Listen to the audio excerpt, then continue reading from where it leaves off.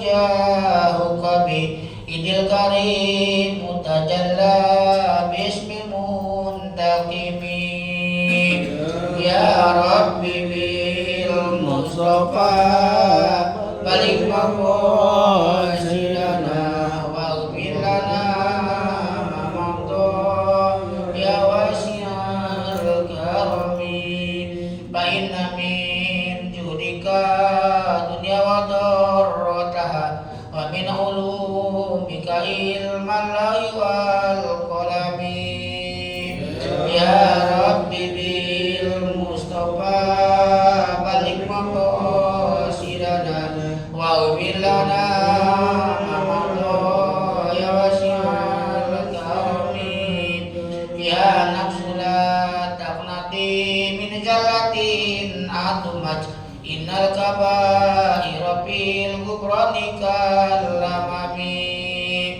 ya Rabbi bil Mustafa balik maqasidana waghfir lana ma maqta ya wasi'al karami Allahumma salli wa sallim wa barik alaihi.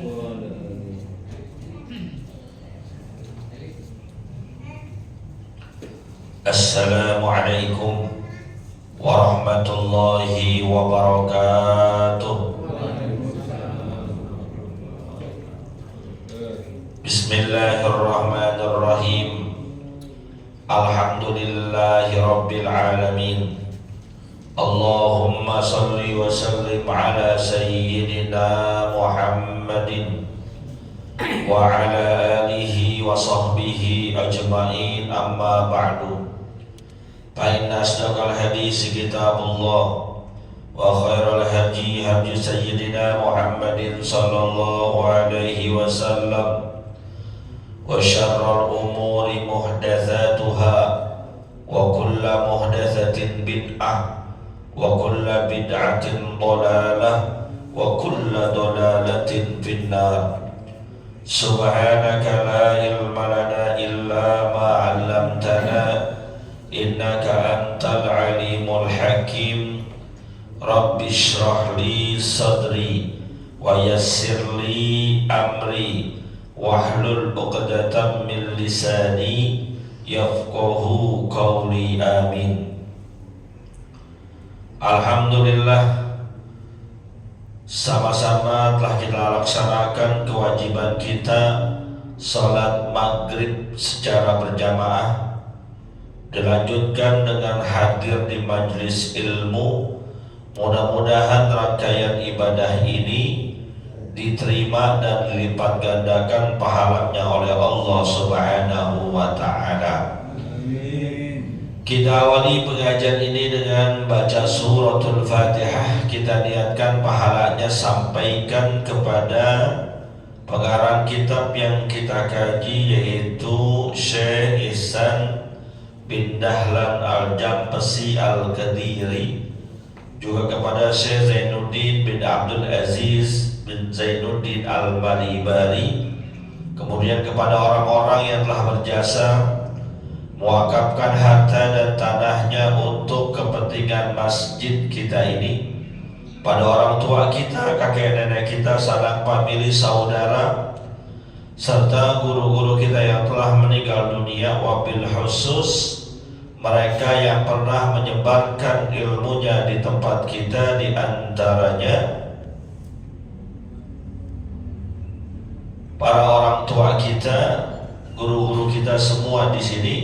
Semoga Allah Subhanahu wa ta'ala ampuni segala dosa dan kesalahannya, Allah terima amal ibadahnya, Allah jadikan kuburnya raudhah min riyadil jannah biniyatil qabul wa bijahir rasul. Al-Fatihah.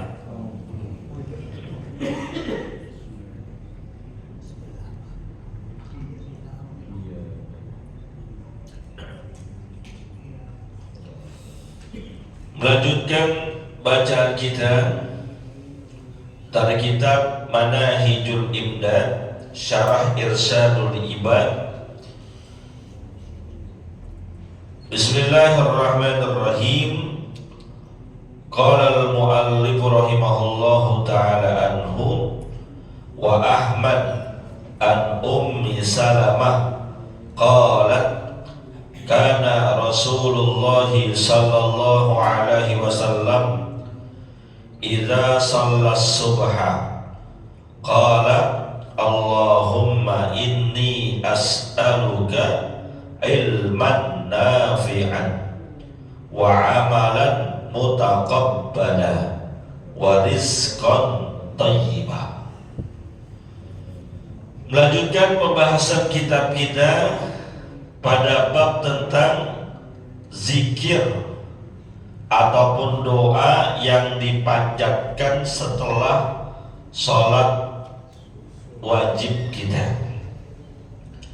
Ada sebuah riwayat hadis dari Ummu Salamah bahwasanya baginda Rasulullah SAW idza shalla subha, apabila telah selesai melaksanakan sholat subuh, berarti pagi-pagi nih, habis sholat subuh pagi-pagi, qala, beliau berdoa, Allahumma inni as'aluka ilman nafi'an. Ya Allah, aku memohon kepadamu agar diberikan ilmu yang bermanfaat. Apa itu ilmu yang bermanfaat? Ilmu yang setelah kita pelajari, kita amalkan, lalu kita praktekkan buat diri kita, kemudian kita ajarkan kepada orang lain. Itu namanya ilmu yang manfaat. Dan ilmu yang manfaat ini gak usah banyak-banyak, dikit aja kita punya ilmu yang bermanfaat, insya Allah keuntungannya buat kita bukan saja di dunia, juga di akhirat. Sebabnya apa? Ini ilmu yang bermanfaat merupakan salah satu amalan yang pahalanya masih mengalir ke kita walaupun kita sudah meninggal dunia. Kita bisa baca surat Al-Fatihah dengan baik, bagus, tartil, mujawwad. Lalu surat Al-Fatihah itu kita ajarkan ke orang lain, ajarkan ke istri kita, ajarkan ke anak kita, ajarkan ke teman kita, sehingga mereka bisa membaca Al-Fatihah dengan baik dan benar setelah kita ajarin. Maka kata baginda Rasul, idza matal insanu in qata'a amaluhu illa min thalathin shadaqatin jariyatin aw ilmin yuntafa'u bihi aw waladin sholihin yad'u lahu. Apabila manusia sudah meninggal dunia, dia sudah gak bisa berbuat apa-apa lagi, udah gak bisa ibadah lagi, udah gak bisa sholat lagi, udah gak bisa puasa lagi, udah gak bisa sedekah lagi, terputus tuh kemampuan dia untuk beramal. Tapi walaupun dia sudah gak bisa beribadah, sudah gak bisa berbuat sesuatu, ada pahalanya yang terus mengalir. Di antaranya ilmu yang bermanfaat yang diajarkan ke orang lain. Jasadnya boleh terbujur kaku, tubuhnya boleh masuk ke dalam liang kubur, tapi karena dia pernah mengajarkan kepada orang lain ilmu kebaikan, ilmu yang dengannya orang bisa menjadi baik, maka walaupun sudah meninggal dunia, pahalanya terus mengalir. Ilmu kebaikan,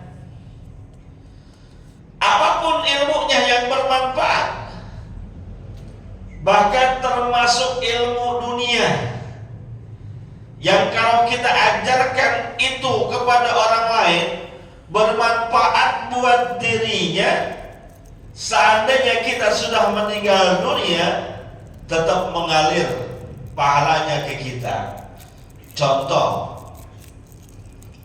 ilmu tentang tambal ban. Ilmu dunia apa ilmu akhirat?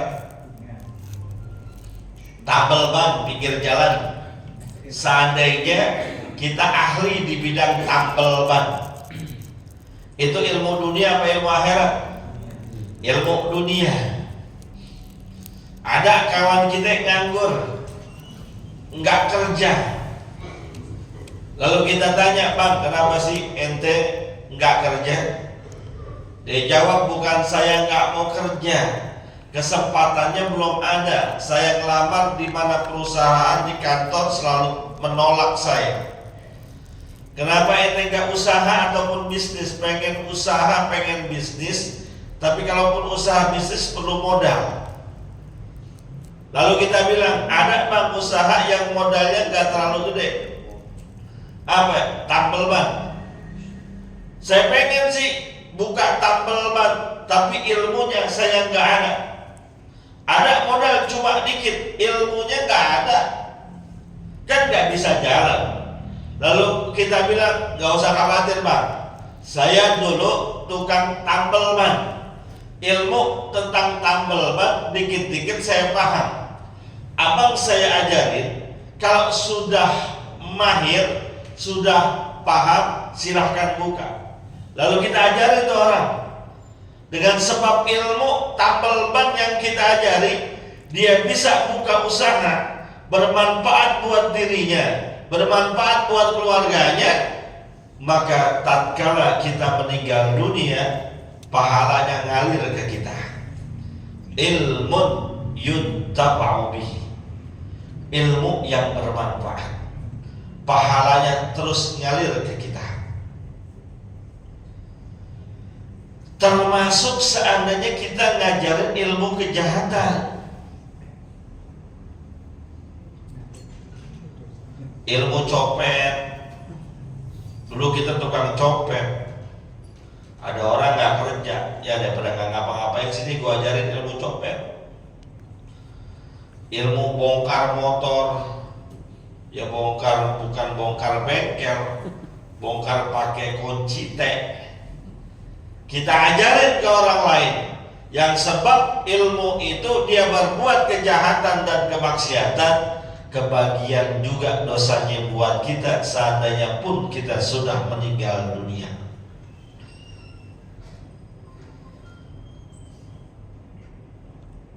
Maka ketika kita punya ilmu walaupun sedikit, jangan cuma nempel di otak kita, harus kita amalkan walaupun cuma sekali. Berapa banyak ilmu yang nempel sama kita yang nggak terus-terusan kita kerjain? Banyak apa enggak? Ada nggak ilmu-ilmu agama yang nempel di otak kita tapi jarang ngerjainnya? Ada apa enggak? Ada. Contohnya, kita tahu ilmu tentang sholat tahajud, pahalanya besar luar biasa. Pertanyaannya, tiap malam apa kagak kita tahajud? Yang insya Allah, ya alhamdulillah tiap malam berarti. Mudah-mudahan. Tapi kan ada juga yang ngerjainnya jarang-jarang, kadang 3 hari sekali, kadang seminggu sekali. Ya nggak apa-apa, yang penting ilmu itu sudah nempel di otak kita dan sudah kita amalkan. Lalu setelah itu ajarkan ke orang lain agar ilmu itu bertambah manfaatnya.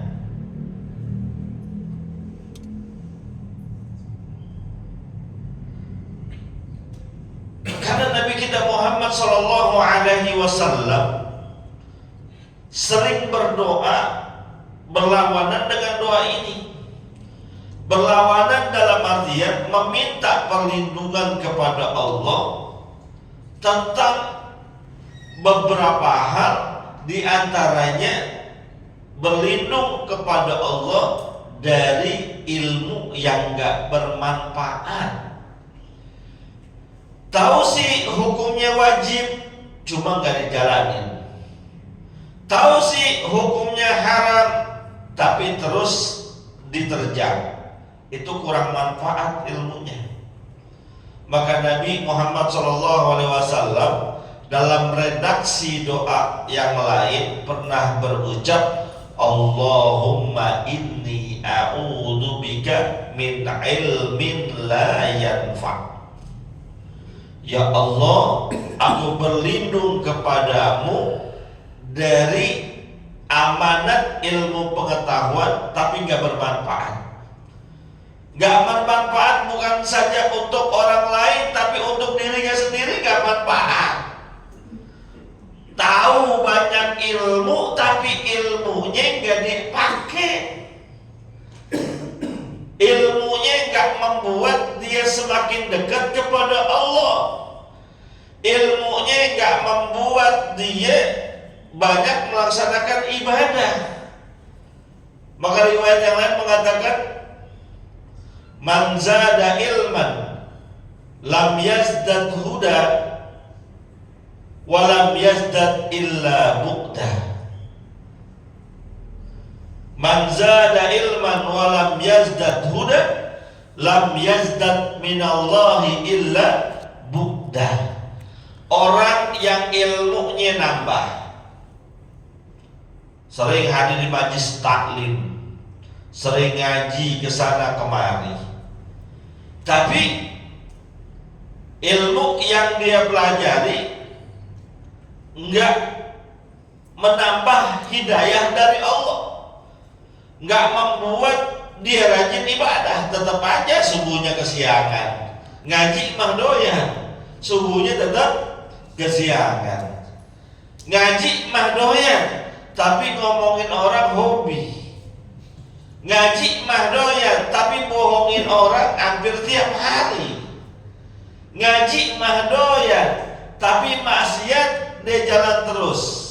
Maka kata baginda Rasul, lam yazdad minallahi illa bu'da.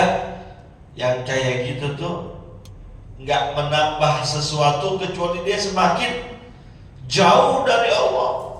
Semakin banyak ilmunya, justru semakin jauh dari Allah. Kita berlindung dari yang kayak gitu tuh.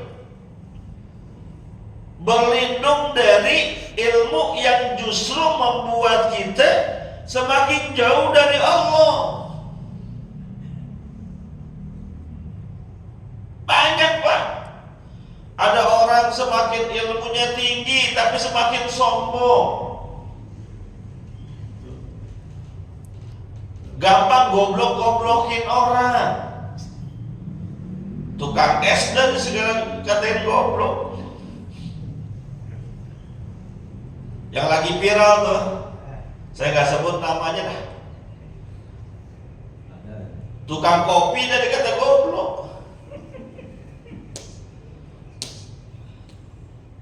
Semakin tinggi keilmuan seseorang, justru seharusnya semakin menunduk. Pakai ilmu padi, semakin berat semakin nunduk.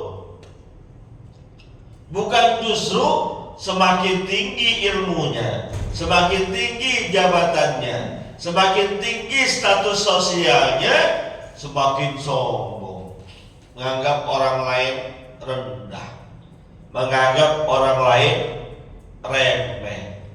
Maka tuh yang kayak gitu tidak menambah pada dirinya kecuali semakin jauh kepada Allah. Apalagi yang Nabi kita berlindung, wa min nafsin la tashba, dari hawa nafsu yang gak pernah puas. Maunya ngikutin hawa nafsu terus. Ini kan hawa nafsu kita ya. Inna nafsa la ammaratun bisu. Hawa nafsu kita ini ngarahinnya kepada yang jelek-jelek terus. Ngapain sholat tahajud besok aja, dingin, mana cuaca habis hujan. Ya udah dah, iya benar kali besok. Kemarin kan udah tahajud, tidurlah. Besoknya ada lagi bisikan, dah lah baru 2 kali nggak tahajud, malam minggu besok aja masih bisa. Terus begitu. Mau ngaji, ya ngapain ngaji mulu, pinter kagak. Senin udah ngaji, masa malam Jumat ngaji lagi. Kepinteran tar. Malam Jumat kemarin udah ngaji, tar malam Jumat depan aja lagi ngajinya. Itu nafsu kita selalu ngarahin kepada yang gak benar, yang belok-belok. Kita berlindung kepada Allah Subhanahu wa taala dari yang kayak gitu. Wa min qalbin la yakhsha, berlindung kepada Allah Subhanahu wa taala dari hati yang gak pernah khusyuk, yang gak pernah merasa nikmat beribadah, khusyuk. Pertanyaannya sekarang, siapa di antara kita yang bisa khusyuk dalam sholat? Pak, Pak, pernah nggak ngerasa khusyuk dalam sholat? Susah, Pak. Karena Allah sendiri bilang, innaha lakabiratun illa 'alal khashiyin. Khusyuk itu bukan ketika kita sholat ikutnya cuma Allah, Allah, Allah, Allah, nggak ingat yang lain, bukan. Nggak bisa kalau begitu.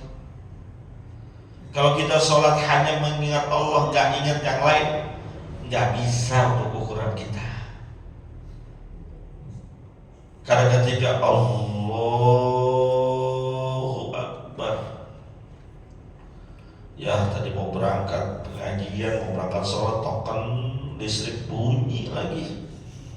Ntar bagaimana orang rumah kegelapan dah. Allahu Akbar, astagfirullahaladzim. Apa jadi lupa banget, kunci motor masih nempel di motornya. Ntar kalau ada yang ngambil gimana? Allahu Akbar, ya elah, dompet pakai ketinggalan di kamar mandi. Ntar kalau bini saya lihat, habis dah urusannya di dompet. Dia ketawa yang paling kencang sering itu diambil ini. Susah, Pak. Kalau pengertian khusyuk, sepanjang sholat kita hanya ingat Allah, Allah, Allah, nggak ada yang bisa khusyuk kita. Tapi khusyuk ternyata bukan itu. Khusyuk adalah ketika kita sangat bahagia, sangat menikmati sholat kita, itu khusyuk. Ketika sholat senang bawaannya, ketika sholat bahagia bawaannya, itu khusyuk. Siapapun imamnya, berapa lama pun panjangnya, kalau udah khusyuk senang. Sholat tarawih, Allahu Akbar, imamnya Bismillahirrahmanirrahim. Kalau yang gak khusyuk, bacanya atu-atu lagi. Itu yang gak khusyuk. Alhamdulillahirabbil alamin. Jam 10 dan kelarnya kalau gue urusannya dah. Gak khusyuk. Tapi yang khusyuk adalah ketika imamnya mau Alhamdulillahirabbil, dia tetap menikmati, merasa senang, merasa bahagia, karena saat itu dia sedang berbicara dengan Tuhannya, berbicara dengan Tuannya, berbicara dengan yang maha memberi segala-galanya dalam kehidupannya. Nggak merasa risau, nggak merasa khawatir, nggak merasa was-was, Mau bagaimana kayak cara sholatnya, mau sendiri ataupun rame-rame, mau gelap ataupun terang, dia merasakan kebahagiaan dalam sholatnya, itu khusyuk. Jadi jangan ngimpi untuk ukuran kita sholat khusyuk adalah sholat yang senantiasa ingat kepada Allah. Ya gak bisa Pak, gak bakal bisa. Karena yang tidak terpikirkan di luar sholat akan menjadi pikiran kita di dalam sholat. Betul ya? Alhamdulillah lancar, surat lancar, ketika ruku Allahu Akbar. Ya iya, bocah besok mau ulangan, belum bayaran, belum bayar ulangannya, ada aja. Tapi ketika kita bahagia dan senang, itu berarti khusyuk dalam sholat kita. Yang terakhir, Nabi berdoa kepada Allah, wa min du'ain la yusma aw la yustajabulah. Berlindung kepada Allah dari doa-doa yang tidak didengar oleh Allah, dari doa-doa yang gak diijabah oleh Allah. Kita kan sebagai makhluk manusia, hamba Allah, ketika berdoa pengennya doa kita dikabul, doa kita pengennya didengar, diterima, lalu dikabulkan oleh Allah. Rasanya gimana gitu hati kita, ya Allah doa udah lama banget minta ini itu kepada Allah, tapi belum juga mendapatkan jawabannya. Yang enak hari ini kita berdoa, hari itu juga kita dapat. Enak tuh?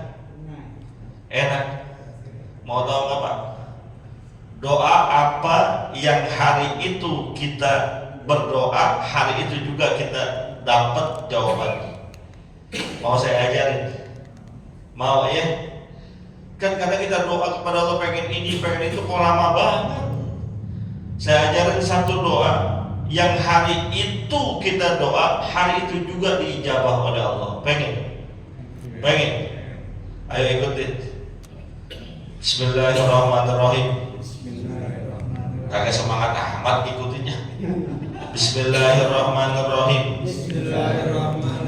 Allahumma barik lana bima razaqtana wa qina adzaban nar. Doa apa tuh? Doa mau makan kan?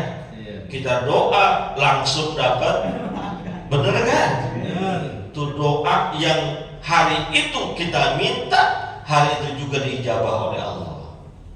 Jadi gak usah repot-repot kita doa. Kata yang pojokan, sial, gue dikerjain. Kita lanjut.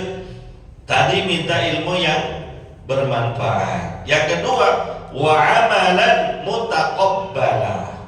Memohon kepada Allah agar amalan-amalan kita, ibadah-ibadah kita diterima.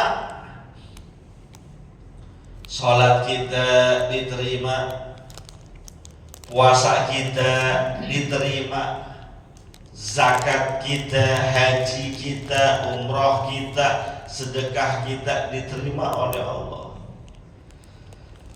Karena yang punya hak prerogatif untuk menerima dan menolak amalan hanya Allah, bukan kita manusia. Manusia hanya berusaha doang. Yang berhak menolak ataupun menerima hanya Allah. Kewajiban kita sholat.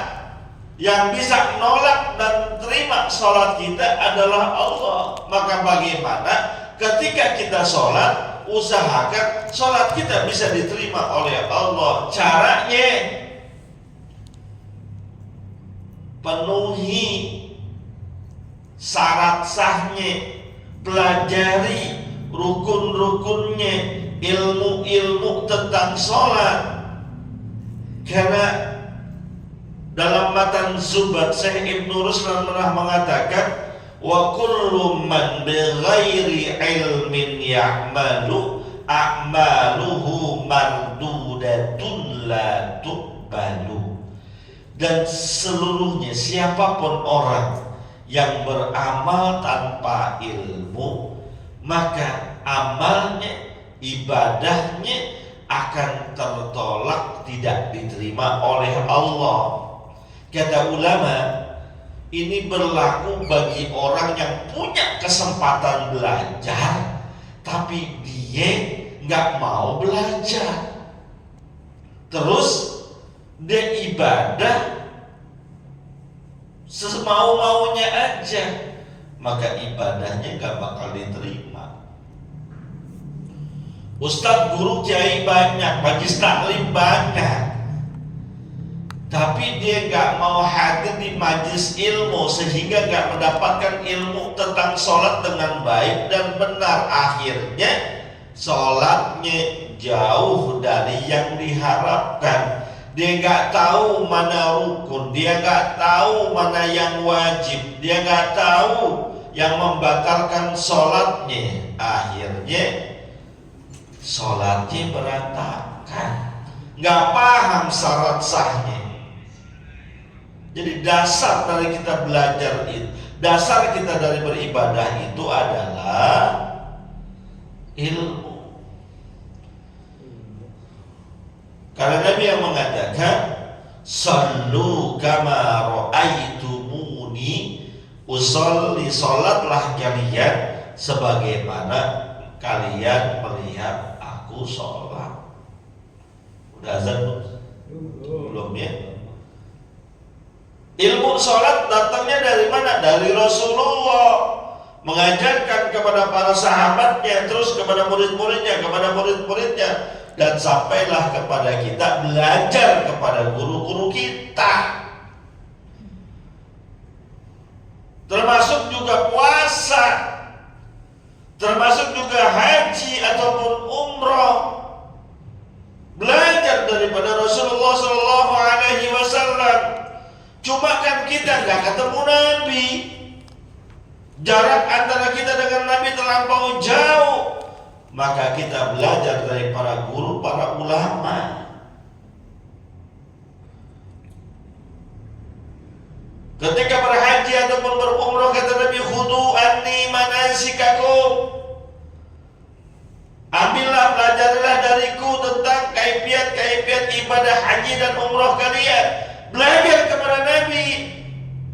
Cuman masalahnya kapan ente ketemu Nabi? Kan ada Pak Ustaz hadis-hadisnya, ya ukuran kayak kita belajar dari hadis Nabi, uyang. Lihat apa yang dipraktekkan oleh para ulama secara detail.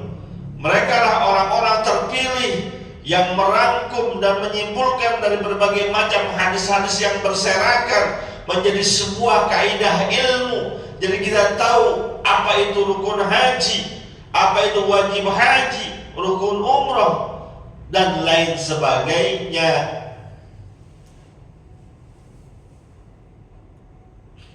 Belajarnya di mana? Majlis taklim. Kalau kan di majlis taklim mau belajar di mana? Maka mumpung di kampung kita, tetangga kita, depan kanan kiri kita ada majlis taklim, ada masjid yang di dalamnya kajian-kajian ilmu, hadir. Jangan kalau kepepet doang. Luangkan waktu untuk bisa hadir di majelis ilmu. Alhamdulillah masjid kita sepekan 2 kali. Kalau yang nggak bisa Senin siang, datang malam Jumat. Nggak bisa malam Jumat, datang Senin siang. Senin siang nggak bisa, malam Jumat nggak bisa, cari masjid lain yang ada waktunya cocok dengan kita. Jangan ngedekem aja di rumah, belajar kagak. Anggapannya udah yang paling benar aja kita. Bagaimana ibadah kita mau diterima kalau ilmunya nggak paham? Bagaimana ibadah kita mau mendapatkan pahala kalau standar beribadahnya aja masih jauh dari yang diharapkan? Jangan malu untuk belajar. Sering saya katakan, gak usah malu untuk belajar dan bertanya kalau kita ragu di dalamnya. Pak Ustadz sekarang kan banyak buku. Iya, banyak buku.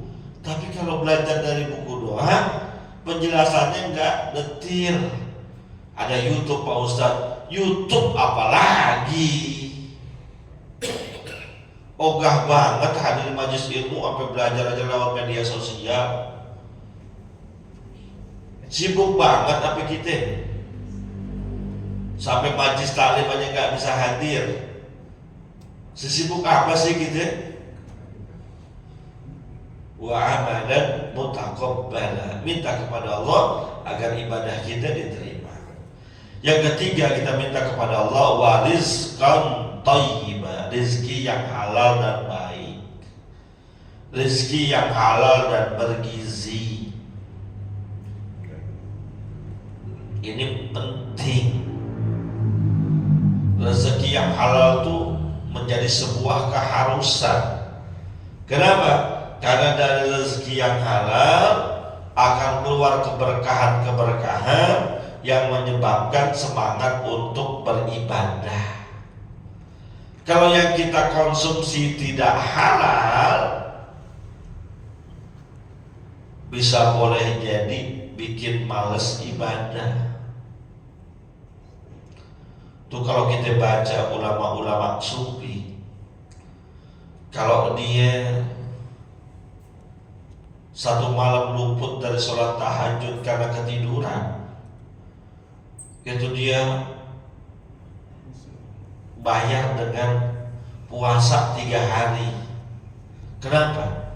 Khawatir yang menyebabkan dia tidur kebablasan adalah makanan haram yang masuk ke dalam dirinya, maka harus dibersihkan dengan puasa. Kita makan enggak ya bablas, emang udah kebablasan sering. Apa yang kita makan, apa yang kita minum, apa yang kita konsumsi, termasuk buat keluarga kita, anak istri kita, mempengaruhi kualitas ibadah. Kalau asupannya bagus, asupannya halal, thayyibah, udah halal, bergizi, maka menjadi energi positif yang membuat gampang aja kalau diajak ibadah, yang membuat semangat untuk diajak kebaikan. Hadir yuk majelis taklim, ayo. Hadir yuk maulid, ayo. Besok sedekah yuk bareng-bareng buat Jumat berkah, ayo. Enteng, ringan kalau untuk beribadah. Tapi kalau buat kemaksiatan rada berat. Di sono ada dangdutan, nonton yuk, enggak dah. Gua kalau udah urusan dangdutan enggak dah. Di sono ada warung kopi baru tuh yang jagain janda, enggak dah. Kalau urusan begitu enggak. Kenapa? Karena asupannya adalah rezeki yang halal. Ya, rezeki yang halal itu sumbernya banyak. Bisa dari pekerjaan, bisa dari usaha, bisnis, jualan, kontrakan, pokoknya halal. Bukan dari mencuri, korupsi, zolim, nipu orang, tilep sana, tilep sini. Halal. Nah, ini penting Pak. Zaman sekarang kadang orang nggak begitu perhatikan dengan yang namanya rizqan thayyiban, halalan. Gak peduli lah mau halal kayak mau haram kayak, yang penting dapat duit. Mau pinjol ya pinjol dah pepet, yang penting dapat duit. Mau nipu dah, nyolong dah. Orang masya Allah zaman sekarang itu kalau udah urusan duit apa juga dikerjain. Nggak peduli halal, nggak peduli larangan. Kalau udah urusan duit dikejar. Kalau udah urusan duit dikerjain. Rizqan halalan thayyibah. Dan rezeki itu bukan hanya uang, bukan hanya duit. Isa jam berapa? Jam berapa Isa? 7:30. Jam 7 lewat. Masih 6 menit. Masih 6 menit lagi. 8 apa ya? 18. 19:16. Hah? 19:16. Oh masih panjang. Ya 6 menit lagi. Saya takut kelewatan. Ya. Soalnya kalau orang ngajar ngaji majlis taklim, kalau kelewatan waktunya, yang negor kadang-kadang keterlaluan juga sih. Negornya nggak dibilang Pak Ustadz udah isya, enggak, dibatuk aja nggak berhenti nggak berhenti batuknya. Jadi kalau yang ada batuk nggak berhenti berarti udah lewat isya. Ternyata rezeki yang halal yang baik itu bukan cuma uang. Punya istri nurut rezeki itu. Punya anak soleh rezeki. Istri dibilangin ngerti, disuruh mau, itu rezeki itu. Berapa banyak orang punya istri, istrinya ngelawan. Berapa banyak orang punya istri, istrinya ngebangkang sama suaminya. Disuruh ke kanan malah ke kiri, disuruh ke kiri dia malah ke kanan.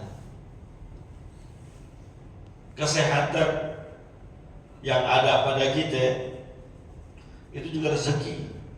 Syukuri Pak. Kadang orang amal kesehatan ini persis yang dikatakan oleh Nabi, nikmatani maghbunun innan nas as-sihhatu wal faragh. Ada dua kenikmatan yang membuat orang terlena lupa kalau itu adalah kenikmatan. Apa itu? Sehat dan waktu luang. Dikala dikasih sehat, dia gunakan untuk yang nggak guna-guna. Giliran sakit aja baru gerutu. Giliran dikasih waktu luang, nggak dimanfaatkan untuk ibadah. Dipakai buat begadang, dipakai buat hura-hura. Di badan kita sehat, badan kita segar, ini adalah kenikmatan dari Allah. Manfaatkan, syukuri kenikmatan Allah ini. Berapa banyak orang yang Allah berikan sakit yang berkepanjangan,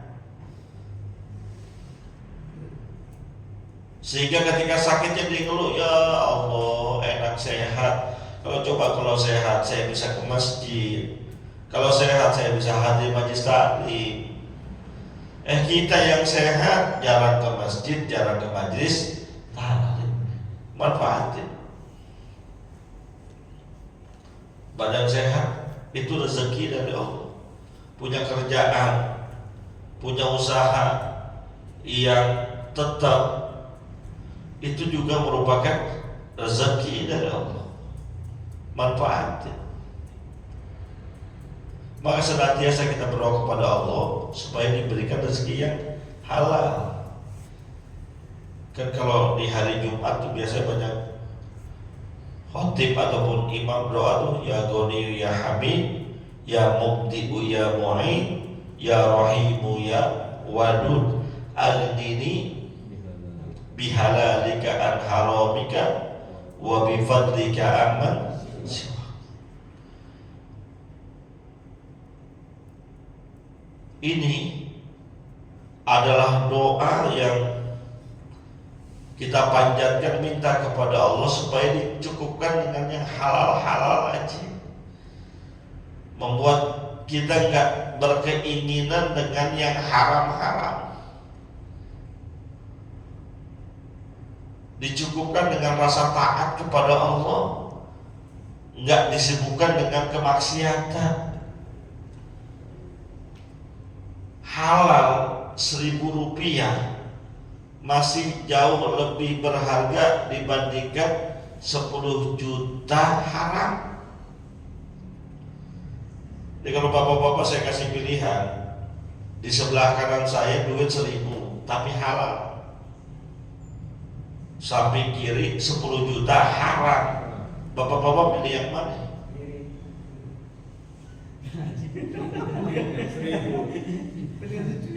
Pilihan nih, sebelah kiri kanan saya 1.000 tapi halal, halal dah, benar-benar halalnya.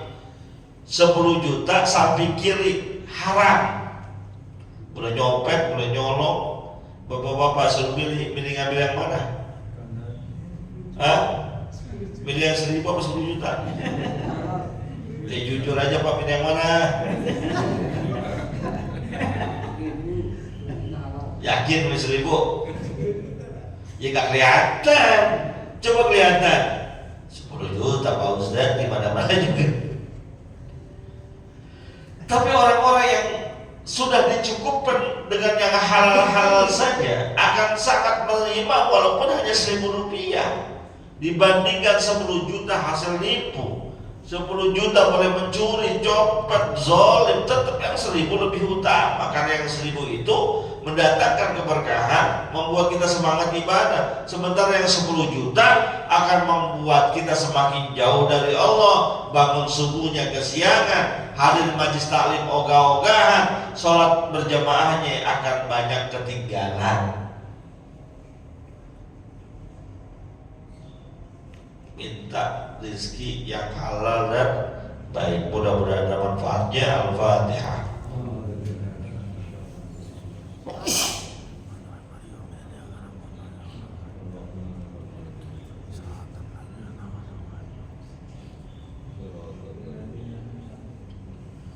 Qala Rasulullah sallallahu alaihi wasallam, afdalu ma qultuhu ana wan nabiyyuna min qabli, la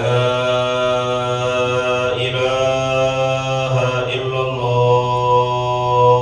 La ilaha illallah, la ilaha illallah, La ilaha illallah, la ilaha illallah,